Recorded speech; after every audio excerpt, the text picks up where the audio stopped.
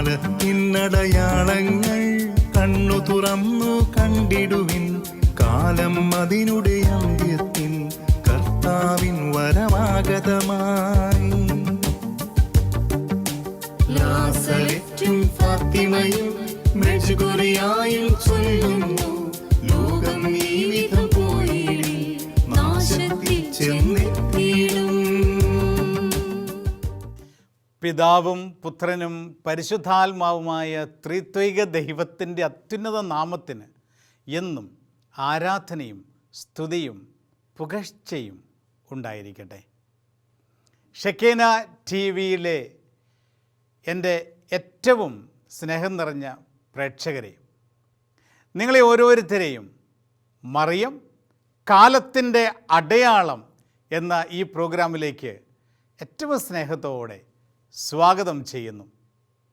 പരിശുദ്ധ കന്യകാമറിയം ഫാത്തിമയിൽ പ്രത്യക്ഷപ്പെട്ട് നൽകിയ വളരെ സുപ്രധാനമായ സന്ദേശങ്ങളാണ് കഴിഞ്ഞ എപ്പിസോഡുകളിൽ നാം കണ്ടത്. ഈ കഴിഞ്ഞ എപ്പിസോഡിൽ പരിശുദ്ധ അമ്മ തിരഞ്ഞെടുത്ത ജസീന്തയുടെയും ഫ്രാൻസിസ്കോയുടെയും ജീവിതങ്ങൾ പിന്നീട് എപ്രകാരമുള്ളതായിരുന്നുവെന്നും അവരുടെ ജീവിതത്തിൽ ദൈവം എപ്രകാരമാണ് അവരെ വിലയുള്ളവരായി കണ്ടത് എന്നും സ്വർഗം അവരെ എപ്രകാരം ബഹുമാനിച്ചുവെന്നും നമ്മൾ മനസ്സിലാക്കുകയുണ്ടായി. ഇന്ന് സ്വർഗത്തിൽ വിശുദ്ധരായി ദൈവസന്നിധിയിൽ ഇരിക്കുന്ന ഫ്രാൻസിസ്കോയുടെയും ജസീന്തയുടെയും കൂടെ പരിശുദ്ധ അമ്മ വളരെ പ്രധാനപ്പെട്ട ഈ സന്ദേശങ്ങൾ നൽകുവാൻ തിരഞ്ഞെടുത്ത ഏറ്റവും പ്രധാനപ്പെട്ട വ്യക്തിയായ ലൂസിയയെക്കുറിച്ചാണ് ഇന്ന് നമ്മൾ ചിന്തിക്കുവാൻ പോകുന്നത്. ഫ്രാൻസിസ്കോയും ജസീന്തയും ദൈവസന്നിധിയിലേക്ക് എടുക്കപ്പെട്ടതിന് ശേഷം ഫാത്തിമയിൽ പരിശുദ്ധ അമ്മ നൽകിയ ഈ സന്ദേശങ്ങളെല്ലാം ഈ ലോകത്ത് നിറവേറപ്പെടേണ്ടതിന് ഏറ്റവും കൂടുതൽ അധ്വാനിക്കേണ്ടി വന്നത് ലൂസിയായിക്കാണ്. അമ്മയോട് നേരിട്ട് സംസാരിച്ചവൾ ലൂസിയ, അമ്മയെ നേരിട്ട് കണ്ടവൾ ലൂസിയ, അമ്മയെ സംസാരിച്ച കാര്യങ്ങൾ മറ്റുള്ളവരോടും ലോകം മുഴുവനോടും പങ്കുവെച്ചത് ലൂസിയയാണ്. പിന്നീട് ലൂസിയയുടെ ജീവിതത്തിൽ എപ്രകാരമാണ് പരിശുദ്ധ അമ്മയുടെ തുടർന്നുള്ള ഇടപെടലുകൾ ഉണ്ടായതെന്ന് നമ്മളിന്ന് മനസ്സിലാക്കുവാൻ പരിശ്രമിക്കുകയാണ്. ലൂസിയ പരിശുദ്ധ അമ്മ നൽകിയ ഓരോ സന്ദേശങ്ങളും വളരെ ഗൗരവമായി സ്വീകരിച്ചു. തൻ്റെ ജീവിതത്തിൽ അമ്മയുടെ സന്ദേശങ്ങൾക്കനുസൃതമായി ഓരോ കാര്യങ്ങളും ക്രമീകരിക്കുവാൻ ലൂസിയ അത്യന്തം പരിശ്രമിച്ചു.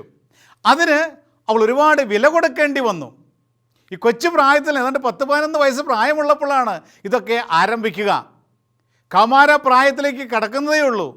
ഈ പ്രായത്തിൽ ചുറ്റുപാടുകളിൽ നിന്ന് വ്യത്യസ്ത രീതിയിലുള്ള തിക്താനുഭവങ്ങളും വെല്ലുവിളികളും ഏറ്റെടുക്കേണ്ടി വന്നപ്പോഴും പരിശുദ്ധ അമ്മയുടെ ആഗ്രഹത്തിൽ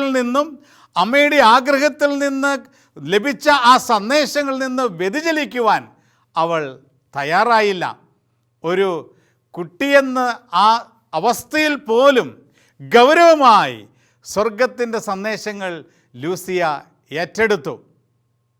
പിന്നീട് പ്രിയമുള്ള സഹോദരങ്ങളെ, പരിശുദ്ധ അമ്മ ലൂസിയയുടെ ജീവിതത്തിൽ 1917 പ്രത്യക്ഷപ്പെട്ടത് കൂടാതെ പല സമയങ്ങളിൽ വ്യക്തിപരമായ സന്ദർശനങ്ങൾ നൽകുകയും സന്ദേശങ്ങൾ കൈമാറുകയും ചെയ്തിട്ടുണ്ട്.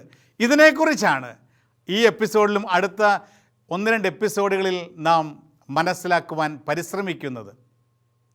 പരിശുദ്ധ അമ്മ ലൂസിയയോട് ഇപ്രകാരം പറഞ്ഞിരുന്നു: നിനക്ക് എഴുത്തും വായനയും അറിയില്ലാത്തത് കൊണ്ട് നീ എഴുതാനും വായിക്കാനും പഠിക്കണം.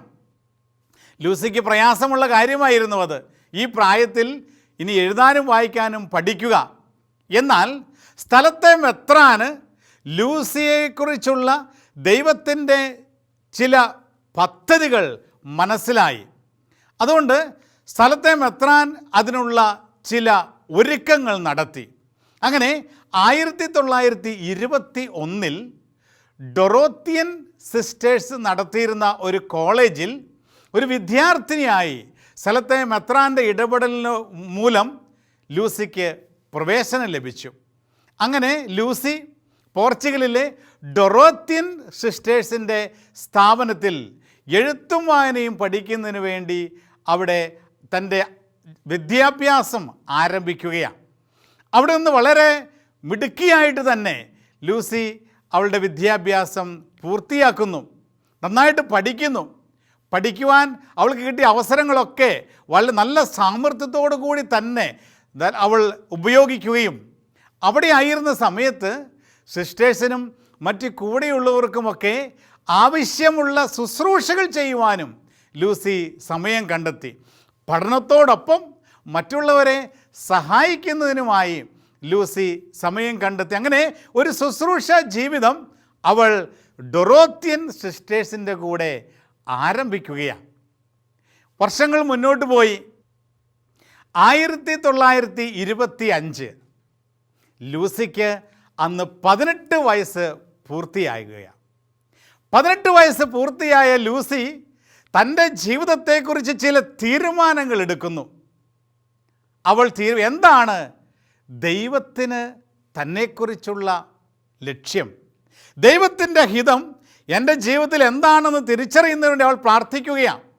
അപ്പോൾ അവൾക്ക് മനസ്സിലായി, ഒരു സന്യാസിനിയായി പരിശുദ്ധയമ്മ ആഗ്രഹിക്കുന്ന രീതിയിൽ ആത്മാക്കളുടെ രക്ഷയ്ക്ക് വേണ്ടി, ലോകം മുഴുവനുള്ള പാപികളുടെ മാനസാന്തരത്തിന് വേണ്ടി പരിഹാരം ചെയ്തും പരിശുദ്ധയമ്മയുടെ വിമല ഹൃദയത്തിനെതിരായും ഈശോയുടെ തിരുഹൃദയത്തിനെതിരായും മനുഷ്യൻ ചെയ്യുന്ന ഓരോ തിന്മകൾക്ക് പരിഹാരം ചെയ്ത് പ്രായശ്ചിത്തം ചെയ്ത് ആത്മാക്കളെ നേടുവാനുള്ള ഒരു വിളിയാണ് ദൈവം തന്നിൽ നിന്ന് ആഗ്രഹിക്കുന്നത് എന്ന് തിരിച്ചറിഞ്ഞുകൊണ്ട് ലൂസി ഒരു സന്യാസിനിയാകുവാനുള്ള തീരുമാനമെടുക്കുന്നു. അങ്ങനെ തന്നെ എഴുത്തും വായനയും പഠിപ്പിച്ച് തൻ്റെ ജീവിതത്തിൽ ഒരു പുതിയ വഴി തുറന്നു തന്ന ഡൊറോത്തിയൻ സിസ്റ്റേഴ്സിൻ്റെ കൂടെ 1925 ഒരു സന്യാസിനിയായി അവൾ ജോയിൻ ചെയ്യുകയാണ്. അങ്ങനെ പരിശീലനത്തിന് വേണ്ടി അവൾ ഡൊറോത്തിയൻ സിസ്റ്റേഴ്സിൻ്റെ കോൺവെൻറ്റിൽ ഒരു പോസ്റ്റുലൻ്റായി അവൾ പ്രവേശിക്കുന്നു. എന്നാൽ പോർച്ചുഗലിലെ ചില പ്രത്യേകമായ രാഷ്ട്രീയ സാഹചര്യങ്ങൾ കണക്കിലെടുത്തപ്പോൾ ആൻറ്റി ക്ലെറിക്കൽ മൂവ്മെൻറ്റ്സ് പോർച്ചുഗലിൽ വ്യാപിച്ചുകൊണ്ടിരുന്ന സാഹചര്യത്തിൽ ലൂസിയുടെ പരിശീലനം പോർച്ചുഗലിൽ അത്ര സുഗമമാകില്ല എന്ന് തിരിച്ചറിഞ്ഞ കോൺവെൻറ്റിലെ അധികാരികൾ അവളെ സ്പെയിനിലെ പോണ്ടോവേദ്ര എന്ന് പറയുന്ന ഒരു സ്ഥലത്തേക്ക് അവളെ കൊണ്ടുപോവുകയാണ്. അവിടെ സ്പെയിനിലെ പോണ്ടോവേദ്രയിൽ പരിശുദ്ധ അമ്മയുടെ പ്രത്യേകമായ ഇടപെടൽ മൂലം ആ കോൺവെൻറ്റിൽ അവൾ ഒരു പോസ്റ്റലായി തുടർന്നും അവളുടെ പരിശീലനം അവിടെ നേടിക്കൊണ്ടിരുന്നു. ഇങ്ങനെ പരിശുദ്ധ അമ്മ ലൂസി പോണ്ടോവേദ്രയിൽ തൻ്റെ പരിശീലനം നേടിക്കൊണ്ടിരുന്ന സമയത്തും പല സമയങ്ങളിൽ അവളെ സന്ദർശിക്കുകയും അവൾക്ക് ചില സുപ്രധാനമായ സന്ദേശങ്ങൾ കൈമാറുകയും ചെയ്തു. അതിനെക്കുറിച്ച് നമുക്ക് അടുത്ത എപ്പിസോഡിൽ നമുക്ക് കാണുവാനായിട്ട് സാധിക്കും. ഇനി പ്രിയമുള്ള സഹോദരങ്ങളെ, അങ്ങനെ അവൾ അവിടെ ഒരു സന്യാസിയായി ജീവിക്കുവാനുള്ള പരിശീലനം അവിടെ ആരംഭിക്കുന്നു. നല്ല രീതിയിൽ അവൾ അവിടെ പരിശീലനം നടത്തുന്നു. അങ്ങനെ 1934 ഡൊറോത്തിയൻ സിസ്റ്റേഴ്സിൻ്റെ സഭയിൽ അവൾ നിത്യവ്രതമെടുത്ത് ഒരു സന്യാസിനിയായി മാറുന്നു. പോണ്ടോവേദ്രയിലാണ് അവളുടെ പരിശീലനം ആരംഭിച്ചതെങ്കിലും പിന്നീട് സ്പെയിനിലെ തൂയി എന്ന് പറയുന്ന സ്ഥലത്തേക്ക് അവൾ നോവിഷ്യേറ്റിലേക്ക് മാറ്റപ്പെടുന്നു. അവളുടെ നോവിഷ്യേറ്റ് പഠനം അവിടെ പൂർത്തിയാകുന്നു. ഒരു സിസ്റ്ററായിട്ട് അവൾ അവിടെ പ്രൊഫസ് ചെയ്ത് വ്രതവാഗ്ദാനം എടുക്കുന്നു. അങ്ങനെ പിന്നീട് 1934 അവൾ വ്രതവാഗ്ദാനം എടുക്കുക. അങ്ങനെ നിത്യവ്രത വാഗ്ദാനം എടുത്ത് പരിശുദ്ധ അമ്മയുടെ സന്ദേശങ്ങൾ ലോകത്തിന് മുൻപിൽ വെളിപ്പെടുത്തുന്നതിന് വേണ്ടിയും ഈ ലോകത്തെ അമ്മയുടെ സന്ദേശങ്ങളനുസരിച്ച് ഒരുക്കുന്നതിന് വേണ്ടിയും ലൂസി തൻ്റെ ജീവിതം ഒരു സന്യാസിനിയായി ദൈവത്തിന് സമർപ്പിക്കുകയാണ്. അങ്ങനെ തൂയിലെ ഈ കോൺവെൻറ്റിൽ 1946 വരെ ലൂസി വളരെ വിശ്വസ്തതയുള്ള ഒരു സന്യാസിയായി ജീവിക്കുന്നു. 1946 വരെ ഡൊറോത്യൻ സിസ്റ്റേഴ്സിൻ്റെ സന്യാസ സഭയിൽ അംഗമായി ജീവിക്കുന്നു. എന്നാൽ ആ സമയത്ത് അവൾക്ക് ചില പ്രത്യേകമായ ചില പ്രതിസന്ധികളിലൂടെയൊക്കെ കടന്നു പോകേണ്ടി വരുന്നു. എന്താണ് പ്രതിസന്ധി? ഇവൾ ഫാത്തിമ സന്ദേശങ്ങൾ ലോകത്തിന് കൈമാറുവാൻ ബാക്കിയായിരിക്കുന്ന ഏക ദൃക്സാക്ഷി എന്ന നിലയിൽ പലരും അവളെ കാണുവാനായിട്ട് വരുന്നു. പല ഇൻ്റർവ്യൂകളും നടത്തേണ്ടതായിട്ട് വരുന്നു. പബ്ലിക്കായിട്ട് പലതും സംസാരിക്കേണ്ടതായിട്ട് വരുന്നു. ഇപ്പോൾ ഇങ്ങനെയൊക്കെ അവൾക്ക് തൻ്റെ സന്യാസ ജീവിതത്തിൽ അവൾ ആഗ്രഹിക്കുന്ന രീതിയിൽ എളിമയിൽ, അതായത് ഒരു വളരെ അച്ചടക്കത്തോടു കൂടി തന്നെ മുന്നോട്ട് പോകുവാൻ സാധിക്കാത്ത ചില സാഹചര്യങ്ങൾ സൃഷ്ടിക്കപ്പെടുന്നതായി ലൂസിക്ക് തോന്നുകയാണ്. ചില ഇൻ്റർവ്യൂകളിലൊക്കെ ചിലപ്പോൾ അമ്മ പറഞ്ഞു തന്നിരിക്കുന്ന ചില രഹസ്യ സന്ദേശങ്ങൾ പറയേണ്ടി വരുന്ന ചില സാഹചര്യങ്ങളിലേക്ക് അവൾ വലിച്ചിഴക്കപ്പെടുന്നതായി അവൾക്ക് അനുഭവപ്പെടുന്നു. അപ്പോൾ ലൂസി ഇപ്രകാരം ഒരു തീരുമാനമെടുക്കുന്നു: എനിക്ക് ഈ കോൺവെൻറ്റിൽ, എന്നെ ഇത്രയും വളർത്തിയ ഈ കോൺവെൻറ്റിൽ ഇനിയും ഞാൻ തുടരുകയാണെങ്കിൽ ഒരു പക്ഷേ ഫാത്തിമ സന്ദേശങ്ങൾ പരിശുദ്ധയമ്മ ആഗ്രഹിക്കുന്ന രീതിയിൽ അത് പുറത്ത് കൊണ്ടുവരുന്നതിന് ഒരുപക്ഷെ അമ്മ ആഗ്രഹിക്കുന്നതിന് മുൻപ് തന്നെ അവൾ നിർബന്ധിതയാകും എന്ന ഒരു സാഹചര്യം സൃഷ്ടിക്കപ്പെട്ടപ്പോൾ ലൂസി തീരുമാനിച്ചു ഒരു മിണ്ടാമഠത്തിലെ അംഗമായി ജീവിക്കണം. മിണ്ടാമഠം എന്ന് പറഞ്ഞാൽ എന്താണ്? അവിടെ സിസ്റ്റേഴ്സ് സാധാരണഗതിയിൽ പുറത്ത് ആളുകളുമായിട്ടൊരു ബന്ധവുമില്ല. അവർ ദിവികാരണീശയെ ആരാധിച്ചുകൊണ്ട് തങ്ങളുടെ ജോലികളൊക്കെ ചെയ്ത് ശുശ്രൂഷ ചെയ്ത് ലോകത്തിന് വേണ്ടി പരിഹാരമനുഷ്ഠിച്ച് ത്യാഗം ചെയ്ത് ജീവിതകാലം മുഴുവനും ഒരു കോൺവെൻറ്റിൻ്റെ മതിലിനുള്ളിൽ പ്രാർത്ഥനയിലും പരിത്യാഗത്തിലും ജീവിക്കുന്ന ഒരു ജീവിതമാണല്ലോ മിണ്ടാമഠത്തിലെ സിസ്റ്റേഴ്സിൻ്റെ ജീവിതം. പുറം ലോകവുമായി ഒത്തിരി ബന്ധമില്ലാത്ത ജീവിതം. അവൾ ആഗ്രഹിച്ചു എനിക്കൊരു മിണ്ടാമഠത്തിൽ അംഗമായി മാറണം. അവിടെയാണെങ്കിൽ ഈ ലോകത്തിൻ്റേതായ ഇതുപോലെയുള്ള ചില നിർബന്ധിക്കപ്പെടുന്ന അവസ്ഥകളിലേക്ക് ഞാൻ വലിച്ചിഴക്കപ്പെടില്ല. എനിക്കവിടെ പ്രാർത്ഥനയും പരിത്യാഗവുമായിട്ട് മുന്നോട്ട് പോകാൻ സാധിക്കും. അങ്ങനെ അവളുടെ ആഗ്രഹം അവൾ അധികാരികളെ അറിയിക്കുന്നു. സന്ദർശകരുടെ നിരയൊക്കെ കണ്ടു കഴിഞ്ഞപ്പോൾ കോൺവെൻറ്റിൽ അധികാരികളും പ്രാർത്ഥനയിൽ ഇപ്രകാരം തീരുമാനിച്ചു: ഒരു പക്ഷേ അവൾ മിണ്ടാമഠത്തിൽ ചേരുന്നതായിരിക്കാം ഇനി മുന്നോട്ട് ഉചിതം എന്ന് ചിന്തിച്ചുകൊണ്ട് മാർപ്പാപ്പയെ വിവരമറിയിക്കുന്നു. മാർപ്പാപ്പ അവിടെ കോയിംബ്ര എന്ന് പറയുന്ന സ്ഥലത്ത്, സ്പെയിനിലെ കോയിംബ്ര എന്ന് പറയുന്ന സ്ഥലത്തുള്ള യൗസേ പിതാവിൻ്റെ നാമധേയത്തിലുള്ള കർമ്മലീത്ത മഠത്തിലേക്ക് അവൾ അംഗമായി മാറുന്നതിന് വേണ്ടിയുള്ള അനുവാദം കൊടുക്കുന്നു. അങ്ങനെ 12-ാം പിയൂസ് മാർപ്പാപ്പയുടെ അനുവാദത്തോടു കൂടി ഡൊറോത്യൻ കോൺവെൻറ്റിൽ നിന്നും സിസ്റ്റർ ലൂസി ഒരു കർമ്മലീത്ത മഠത്തിലേക്ക്, ഒരു മിണ്ടാമഠത്തിലേക്ക് കൂടുതൽ പരിഹാരത്തിൻ്റെയും ത്യാഗത്തിൻ്റെയും പ്രായശ്ചിത്തത്തിൻ്റെയും ജീവിതത്തിന് വേണ്ടി സ്ഥലം മാറ്റം ലഭിച്ച് അവിടെ ഒരു സന്യാസിയായി ജീവിക്കുവാൻ ആഗ്രഹിക്കുന്നു. മറ്റൊരു കോൺവെൻറ്റിൽ, മറ്റൊരു സഭയിൽ ചേരുമ്പോൾ പ്രാഥമികമായ പല പരിശീലനങ്ങളിലൂടെ കടന്നു പോകണം. അതെല്ലാം കടന്നുപോയി 1949 മെയ് മാസം 13-ാം തീയതി ഒരു കർമ്മലീത്ത സിസ്റ്ററായി ലൂസി ആ കോൺവെൻറ്റിൽ, ആ സഭയിൽ ഒരു പൂർണ്ണ അംഗത്വം ലഭിച്ച് അവൾ ഒരു സന്യാസിയായി, കർമ്മലീത്ത സന്യാസിയായി മാറുകയാണ്. ഈ കർമ്മലീത്ത സന്യാസിയായി അവൾ മാറിയപ്പോൾ അവളുടെ പേരിൻ്റെ കൂടെ അവൾ മറ്റൊരു നാമധേയം കൂടി സ്വീകരിച്ചു. Sister Maria Lucy of the immaculate heart of Mary, പരിശുദ്ധ കന്യകാമറിയത്തിൻ്റെ വിമല ഹൃദയത്തിൻ്റെ സിസ്റ്റർ മരിയ ലൂസി എന്ന പേര് അവൾ സ്വീകരിച്ചു. അങ്ങനെ പുറംലോകവുമായി അധികം ബന്ധമില്ലാതെ അവൾ ഈ മിണ്ടാമഠത്തിൻ്റെ കോൺവെൻറ്റിൽ രഹസ്യ ജീവിതം ആരംഭിക്കുകയാണ്.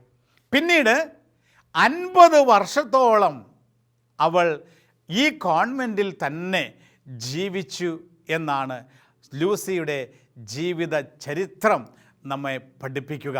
50 വർഷം മിണ്ടാമഠത്തിലെ ജീവിതം.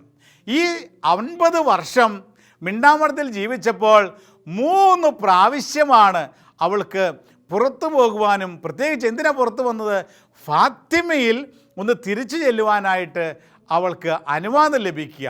ഒന്ന്, 1967 ഫാത്തിമ സന്ദർശനത്തിന് 50-ാം വാർഷികം ആരംഭിച്ചപ്പോൾ അന്നത്തെ മാർപ്പാപ്പയായിരുന്ന പോൾ 6-ാമൻ മാർപ്പാപ്പ ഫാത്തിമ സന്ദർശിച്ച അവസരത്തിൽ സിസ്റ്റർ മരിയ ലൂസിയെയും ഫാത്തിമയിലേക്ക് ക്ഷണിച്ചു.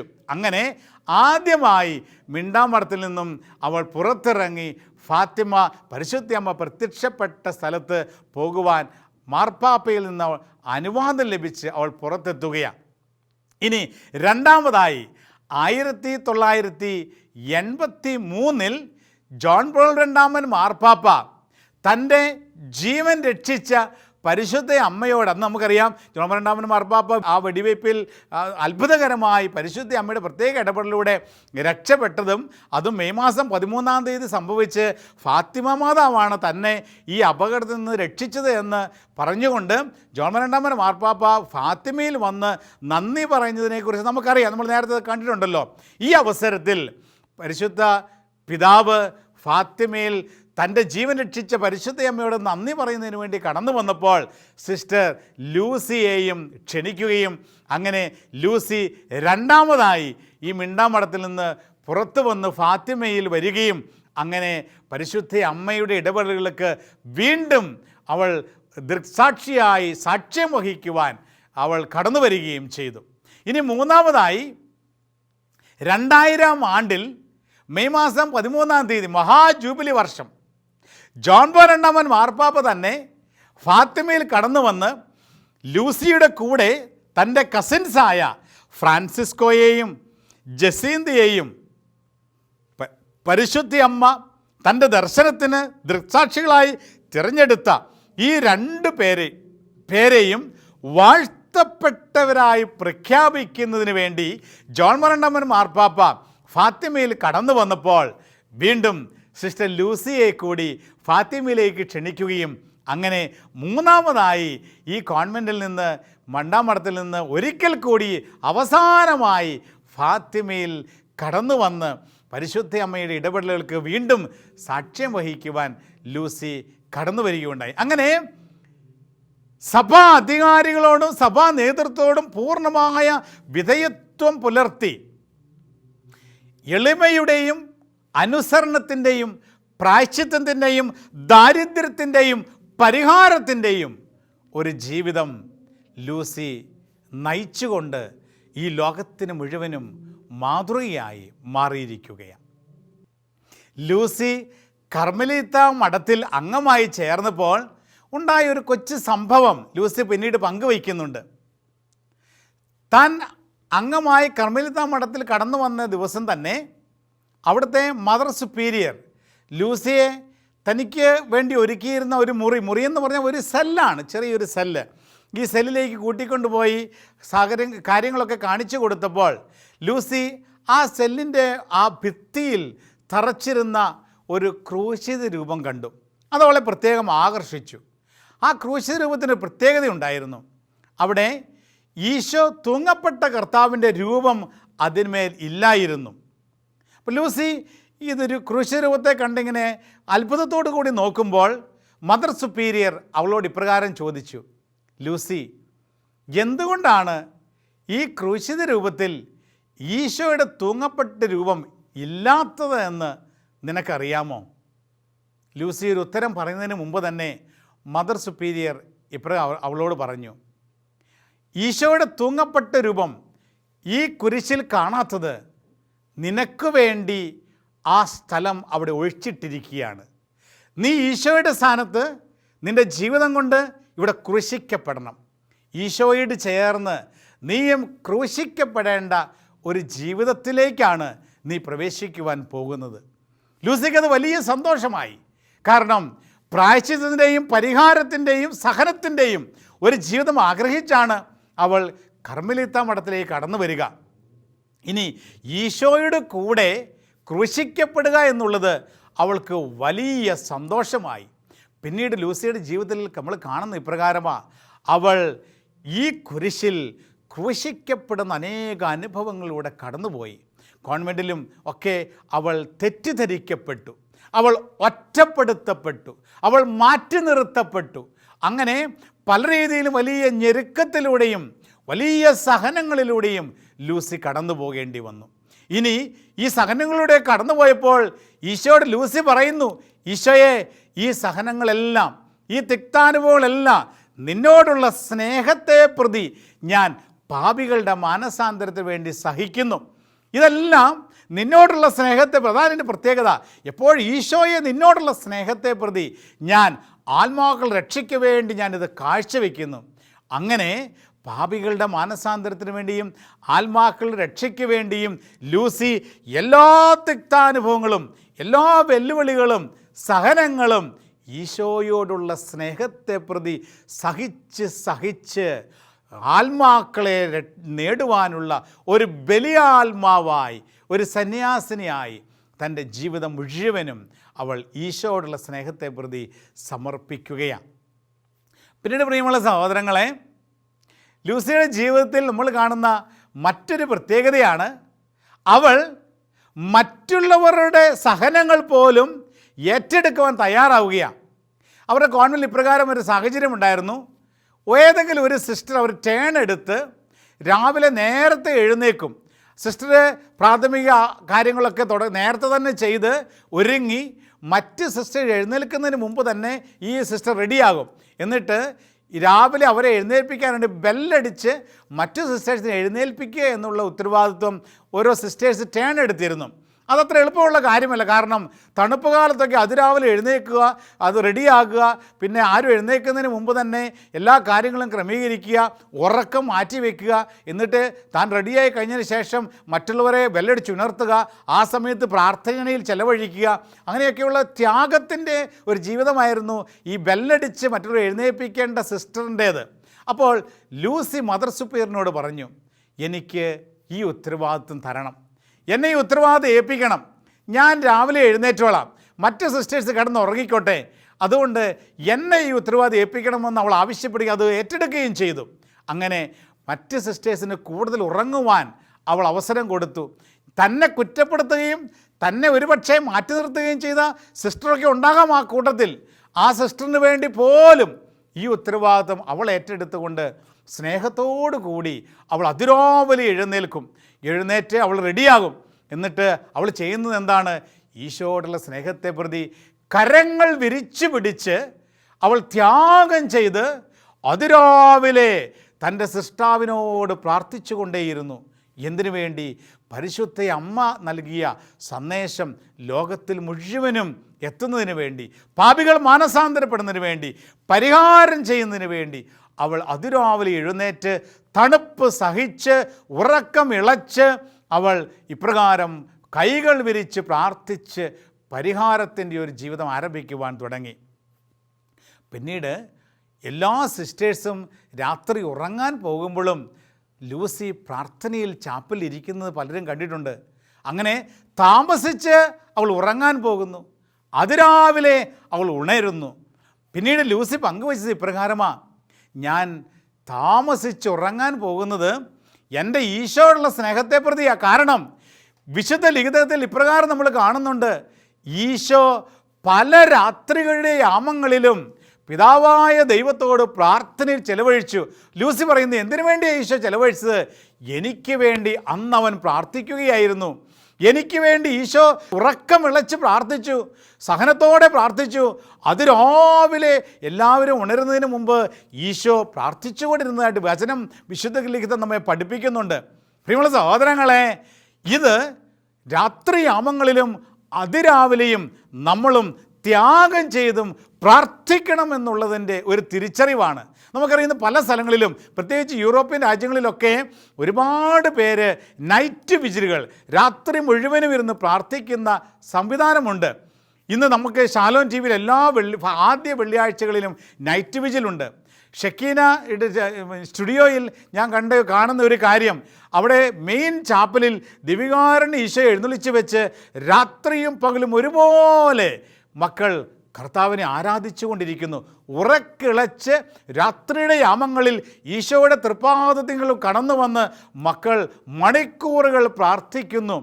ഇത് ലൂസി ആവശ്യപ്പെടുകയാണ്. എന്തിനു വേണ്ടി? ലോകത്തിൻ്റെ പാപങ്ങൾക്ക് പരിഹാരമായി, ഈശോയുടെ തിരുഹൃദയത്തെ വേദനിപ്പിക്കുന്നതിന് പരിഹാരമായി ഈശോയെ ആശ്വസിപ്പിച്ചുകൊണ്ട് അവൻ്റെ കൂടെയായിരിക്കുവാൻ, രാത്രിയാമങ്ങളിൽ സഹനത്തോടെ ദൈവത്തോട് ചേർന്നിരിക്കുവാനുള്ള ഒരു വിളി ഫാത്തിമ സന്ദേശത്തിൽ കാണുന്നുണ്ട്. പ്രിയമുള്ള സഹോദരങ്ങളെ, ഇതൊക്കെ ഒരു ഔട്ട്ഡേറ്റഡ് തിയോളജി അല്ലേ? എന്തിന് ഇത്ര ഉറക്ക വിളച്ചൊക്കെ പ്രാർത്ഥിക്കണം, എന്തിന് ഇത്ര സഹനങ്ങളൊക്കെ സ്വീകരിക്കണമെന്നൊക്കെയുള്ള ചില ചിന്തകൾ സഭയുടെ ചില സ്ഥലങ്ങളിൽ നിന്നൊക്കെ വരുവാൻ സാധ്യതയുണ്ട്, ഇന്ന് വന്നുകൊണ്ടിരിക്കുന്നുമുണ്ട്. പ്രിയമുള്ള സഹോദരങ്ങളെ, പരിശുദ്ധ അമ്മ സ്വർഗത്തിൽ നിന്ന് നേരിട്ട് വന്ന് ഇപ്രകാരമുള്ള സഹന ജീവിതത്തിലേക്കും ത്യാഗജീവിതത്തിലേക്കും പരിഹാരത്തിൻ്റെ ജീവിതത്തിലേക്കും നമ്മെ ക്ഷണിച്ചുവെങ്കിൽ അത് ഞാനും നിങ്ങളും ഏറ്റെടുക്കുന്നതിന് വേണ്ടിയാണ്. അത് എൻ്റെയും നിങ്ങളുടെയും നിത്യരക്ഷയ്ക്ക് വേണ്ടിയാണ്. അത് ലോകത്തിലുള്ള സകല മനുഷ്യരുടെയും പാപങ്ങൾക്ക് പരിഹാരം ചെയ്ത് ദൈവകരുണ ഈ ലോകം മുഴുവൻ കടന്നു വരുന്നതിന് വേണ്ടി ആരെങ്കിലുമൊക്കെ വില കൊടുക്കുന്നതിന് വേണ്ടിയാണ്. ആ ഒരു വിളിയാണ് ഫാത്തിമയിൽ സിസ്റ്റർ ലൂസിയുടെ ജീവിതത്തിൽ നിന്ന് നാം സ്വീകരിക്കുക. പ്രിയമുള്ള സഹോദരങ്ങളെ, പിന്നീട് സിസ്റ്റർ ലൂസിയുടെ അമ്മ അത്യാസന്ന നിലയിൽ രോഗിയായി കിടന്നപ്പോൾ മക്കളെ കാണുവാനായിട്ട് ആഗ്രഹിച്ചു. ലൂസിക്ക് വലിയ ആഗ്രഹമുണ്ട്. എൻ്റെ അമ്മ മാരകമായ അവസ്ഥയിൽ കഴിയുക, അവസാനമായിട്ടൊന്ന് കാണണം. എന്നാൽ ലൂസി ഇപ്രകാരം തീരുമാനിക്കുന്നു, എൻ്റെ അമ്മയെ അവസാനമായി കാണുവാനുള്ള വലിയ ആഗ്രഹമുണ്ടെങ്കിലും ഞാൻ അമ്മയുടെ അടുത്തേക്ക് പോകുന്നില്ല. ഞാനത് ഈശോയോടുള്ള സ്നേഹം മൂലം ഞാനത് പാപികളുടെ മാനസാന്തരത്തിന് വേണ്ടി എൻ്റെ ഈ ആഗ്രഹം ഞാൻ കാഴ്ചവെക്കുന്നു. അങ്ങനെ അവൾ അവിടെ അമ്മയ്ക്ക് എഴുതി, അമ്മേ, നമ്മൾ ഈ ലോകത്തിലുള്ള ജീവിതം അല്പകാലത്തിനുള്ളിൽ ഒരുപക്ഷെ അവസാനിക്കാം. എന്നാൽ അമ്മയ്ക്ക് എന്നെ കാണണമെന്നുള്ള ആഗ്രഹവും എനിക്ക് അമ്മയെ കാണണമെന്നുള്ള അതിയായ ആഗ്രഹവും നമുക്ക് ഈശോയോടുള്ള സ്നേഹത്തെ പ്രതി പാപികളുടെ മാനസാന്തരത്തിന് വേണ്ടി കാഴ്ചവെക്കാം. അപ്രകാരം അമ്മയ്ക്ക് അവൾ എഴുതി. എന്നിട്ട് ഇപ്രകാരം കൂട്ടിച്ചേർത്തു, അമ്മേ, ഈശോയുടെ കൂടെ നിത്യമായ ആനന്ദത്തിൻ്റെയും സന്തോഷത്തിൻ്റെയും ഒരു ജീവിതം എനിക്കും അമ്മയ്ക്കും വേണ്ടി ഈശോ സ്വർഗത്തിൽ കരുതി വച്ചിട്ടുണ്ട്. ഈ ലോകത്ത് ആരാണോ ഏറ്റവും കൂടുതൽ സഹിക്കുന്നത്, ആരാണോ ഏറ്റവും കൂടുതൽ വേദന ഈശോയോടുള്ള സ്നേഹത്തെ പ്രതി ഏറ്റെടുക്കുന്നത്, ആരാണോ ഈ ലോകത്തിൽ വലിയ തിക്താനുഭവങ്ങളിലൂടെയും പരിഹാര പ്രവൃത്തികളിലൂടെയും കടന്നുപോയി ആത്മാക്കൾ രക്ഷയ്ക്ക് വേണ്ടി കാഴ്ചവെക്കുന്നത്, ഇവർക്കാണ് സ്വർഗത്തിൽ വലിയ ആനന്ദത്തിൻ്റെയും സന്തോഷത്തിൻ്റെയും പ്രത്യേകമായ ഒരു സ്പെഷ്യൽ സ്ഥലം ഈശോ ഒരുക്കി വച്ചിരിക്കുന്നത് എന്ന് സ്വന്തം അമ്മയ്ക്ക് അവൾ കത്തെഴുതി അമ്മയെ കൂടി ആ സഹനത്തിലേക്ക് ക്ഷണിക്കുകയാണ്. പ്രിയമുള്ള സഹോദരങ്ങളെ, പിന്നീട് ലൂസി ആ കോൺവെൻറ്റിൽ 50 വർഷത്തോളം ജീവിച്ച് പരിശുദ്ധ അമ്മയുടെ വിമല ഹൃദയത്തോടുള്ള ഭക്തിയും ഈശോയുടെ തിരുഹൃദയത്തോടുള്ള ഭക്തിയും ഈ ലോകത്ത് പ്രചരിപ്പിച്ചുകൊണ്ട് പാപികളുടെ മാനസാന്തരത്തിന് വേണ്ടിയും ആത്മാക്കൾ രക്ഷയ്ക്ക് വേണ്ടിയും ഒരു സഹന ജീവിതത്തിൻ്റെയും പരിഹാര ജീവിതത്തിൻ്റെയും മാതൃക ഈ ലോകത്തിന് നൽകിക്കൊണ്ട് 2005 ഫെബ്രുവരി മാസം 13 സ്വർഗത്തിലേക്ക് എടുക്കപ്പെട്ടു. അങ്ങനെ തൻ്റെ 11 വയസ്സിൽ താൻ സ്വീകരിച്ച പരിശുദ്ധ അമ്മയിൽ നിന്ന് സ്വീകരിച്ച ആ വലിയ സന്ദേശങ്ങൾ ജീവിതത്തിൽ അണുവിട വ്യത്യാസപ്പെടുത്താതെ പ്രാവർത്തികമാക്കി നിറവേറ്റിക്കൊണ്ട് ലോകത്തിന് മുഴുവൻ പകർന്നു നൽകിക്കൊണ്ട് തൻ്റെ 88 വയസ്സിൽ ഒരു യേശുക്രിസ്തുവിൻ്റെ വിശ്വസ്ത ദാസിയായി ലോകത്തിന് മുഴുവനും വേണ്ടി പരിഹാരം ചെയ്ത് പ്രായശ്ചിത്തം ചെയ്ത് ദൈവസന്നിധിയിലേക്ക് കടന്നുപോയ സിസ്റ്റർ ലൂസിയുടെ ജീവിതം നമുക്കൊക്കെ വലിയ മാതൃകയല്ലേ? സിസ്റ്റർ ലൂസിയെ നയിച്ച പരിശുദ്ധ അമ്മയോട് ചേർന്ന് നമുക്കും പ്രാർത്ഥിക്കാം. ഫാത്തിമയിൽ പരിശുദ്ധ അമ്മ നൽകിയ സന്ദേശങ്ങൾ, പ്രത്യേകിച്ചും പാപികളുടെ മാനസാന്തരത്തിന് വേണ്ടിയും ആത്മാക്കൾ രക്ഷയ്ക്ക് വേണ്ടിയും പരിഹാരത്തിൻ്റെ ജീവിതം നയിക്കണമെന്നുള്ള പരിശുദ്ധ അമ്മയുടെ സന്ദേശങ്ങൾ ഏറ്റെടുത്തുകൊണ്ട് ജീവിക്കുവാനുള്ള കൃപ, അമ്മയുടെ പുത്രനായ ഈശോയിൽ നിന്ന് നമുക്കും വാങ്ങിത്തരണമേ എന്ന് നമുക്കും പ്രാർത്ഥിക്കാം. വിശുദ്ധ ജോൺ പോൾ രണ്ടാമൻ മാർപ്പാപ്പയോടും വിശുദ്ധ ലൂയിസ് ദി മോൺഫോർട്ടിനോടും ചേർന്ന് നമുക്കും ഈ നിമിഷം ഒരിക്കൽ കൂടി ലോകത്തോട് മുഴുവനും ചേർന്ന് പ്രാർത്ഥിക്കാം. ഓ മറിയമേ, എൻ്റെ അമ്മേ, ഞാൻ മുഴുവനും അമ്മയുടേതാണ്. എന്നെ പിതാവും പുത്രനും പരിശുദ്ധാത്മാവുമായ ത്രിത്വിക ദൈവത്തിൻ്റെ മാത്രം സ്വന്തമാക്കി മാറ്റണമേ എന്ന്.